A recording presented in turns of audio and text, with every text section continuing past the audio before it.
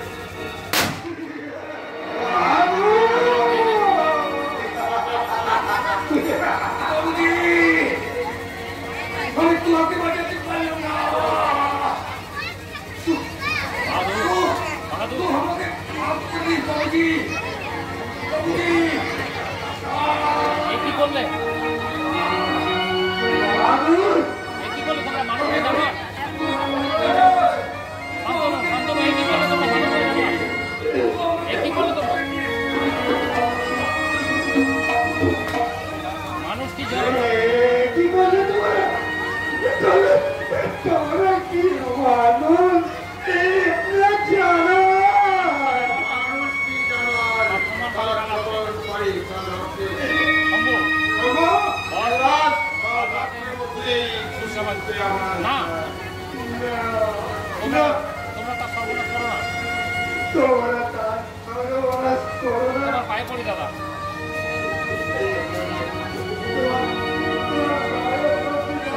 বাঁচতে দাও। যা যা পা ছেড়ে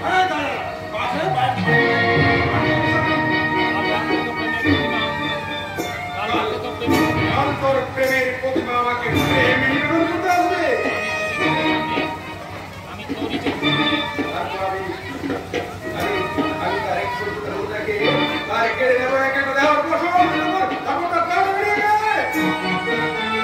লম্পট জানো আমি যাবো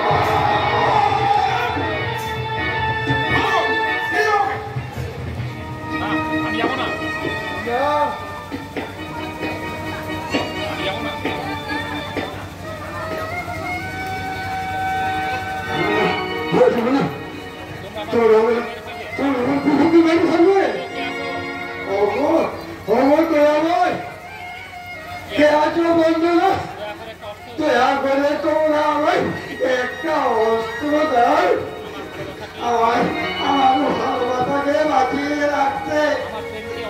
আমার প্রেমকে অপমানের হাত থেকে রক্ষা করতে তো আমি আমার সর্বশক্তি দিয়ে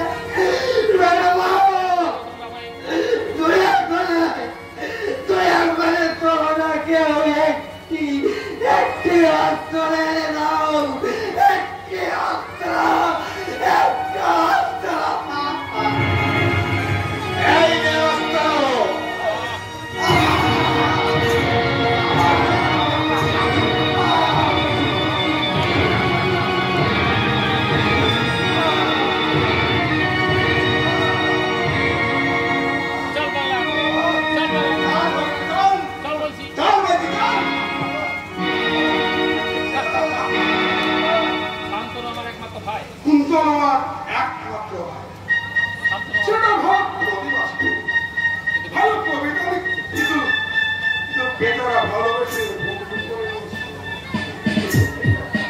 বিবেকের কাছে পরাজিত।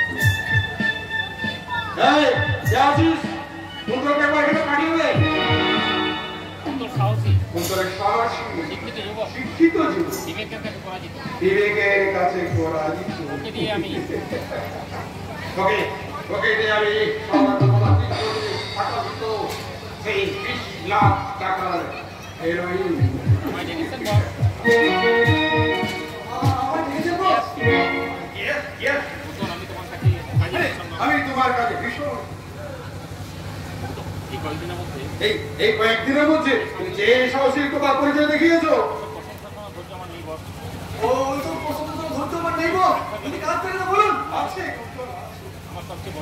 আমার সবচেয়ে বড় দুঃখ আমি আজ সফল করতে পারি। একটা স্বপ্ন আমি আজ তিনবার আমার লোকেরা ব্যর্থ হয়ে তিনবার আমার লোকেরা ব্যর্থ হয়ে ফিরেছে। মেসেজ বাড়ি কাজে তাই শেষ পরের মধ্যে কাজে হয় আমি তোমাকে আমার দৃঢ় বিশ্বাস পুলিশের চোখে ধুলো দিয়ে তুমি সব ফল আমার কাছে দিতে পারবে। Yes. থেকে জলপথে আসবে জাহাজ থেকে দুটো বোট হলুদ পতাকা দুটো বোটের সামনে গিয়ে আবার কাঠটা দেখালে ওরা তোমাকে বিকেশ দেবে। সেই বিকেশটা সেই বিকেশটা আমার কাছে সন্ধান সাবধান ওই বিকেশের মূল্য সেই বিকেশের মূল্য 20 লাখ টাকা। 20 লাখ। যদি হাতছাড়া হয়ে যায়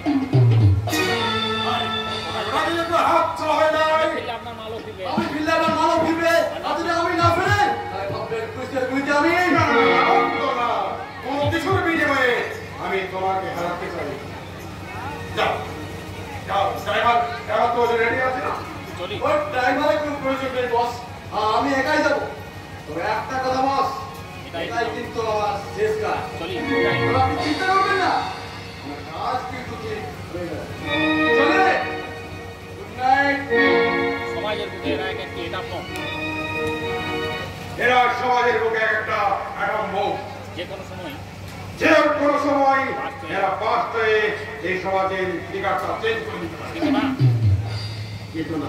এখনই ওকে আমি আর হতে দেব না। আমায় ডেকেছেন বস? আমায় ডেকেছেন বস? Yes, এবং কেন ডেকেছেন? কিন্তু কেন ডেকেছি সেটা নিশ্চয়ই বুঝতে পারছো? বুঝতে পারছি না বস। চুপ! বুঝতে পারছো না? বুঝতে চাইছো না? আচ্ছা আসলাম। আচ্ছা আসলাম। মহিলা দত্ত নামে কোনো মৌরি দত্ত নামে কোনাকে তুমি জানো? ময়ূরী দত্ত? কি হলো আসলাম? কি হলো আসলাম? নামটা শুনে চমকে উঠলে কেন? আমি চিনি না স্যার। স্যার! দীর্ঘদিনের পরিচিত দীর্ঘদিনের পরিচিত হওয়া সত্ত্বেও কেন তুমি মেয়েটিকে আমার কাছে পাঠাও? তাকে যে আমি বহিন বলে রেখেছি বস। হিন্দু মেয়েকে বহিন করে ডাকতে আমার সহ্য করে না। হ্যাঁ, হিন্দু মেয়েকে বহিন বলে ডাকতে তোমার লজ্জা করো না? লজ্জা কেন করবে বস? লজ্জা কেন করবে? একই দেশে একই মাটিতে জন্মেছি আমরা। একই মাটির মায়ের কোলে একই মাটির মায়ের পরে হিন্দু মুসলিম দুই ভাই বহিন তোমরা পাশাপাশি মানুষ হয়েছি। আমরা বলি আল্লাহ আর ওরা বলে ভগবান। ধর্মে বর্ণে পৃথক হলেও তোমরা তো একই দেশের সন্তান। কালকের মধ্যেই কালকের মধ্যে ওই দত্তকে আমার চাই। অসম্ভব। আপনার কামনার ক্ষুধা মিটাতে আমি আমার বহিনের সর্বনাশ করতে পারবো না। মৌরি দত্তকে না পেলে তোমার বোনকে কিন্তু সেই অভাব পূর্ণ করতে হবে। বস বলো, তুমি কাকে ভাবো? তোমার এই কুড়িয়ে পাবো না মৌরি দত্তকে, না তোমার নিজের বোনকে? আপনি কি ভাবলেন মিস্টার ব্যানার্জি? একটা বোনের সম্মান বাঁচাতে আমি আরেকটা বোনকে আপনার হাতে তুলে দেবো? না মিস্টার ব্যানার্জি, না। এই আসলাম মরবে, তোমার কোন নারী নারীত্বকে সে বলে হতে দেবে না। ওর নিজের দোষ, তোকে আমরা উপার্জন করে বঙ্গু বানাবো। তারপর চোখের সামনে তোর বোনকে তুলে মনিটরের সামনে উলঙ্গ করবো। তারপর সেই উলঙ্গ দেহটা নিয়ে খেলা করবে। আর তুই সচক্ষে দেখবি তোর বোনের শান্ত তোমরা কেন? না থাকতো তোর হাতে যদি ওই যন্ত্রটা না থাকতো, আল্লাহর কসম, তোর জিভটা আমি টেনে ছিঁড়ে দিতাম একেবারে। সুযোগ আর খুঁজে পাবে না। সে সুযোগ তুমি আর পাবে না। শম্ভু শোভা, কে তুমি ওকে তুমি আমার পছন্দের মেয়ে নিয়ে ওই সত্য সমাপ্ত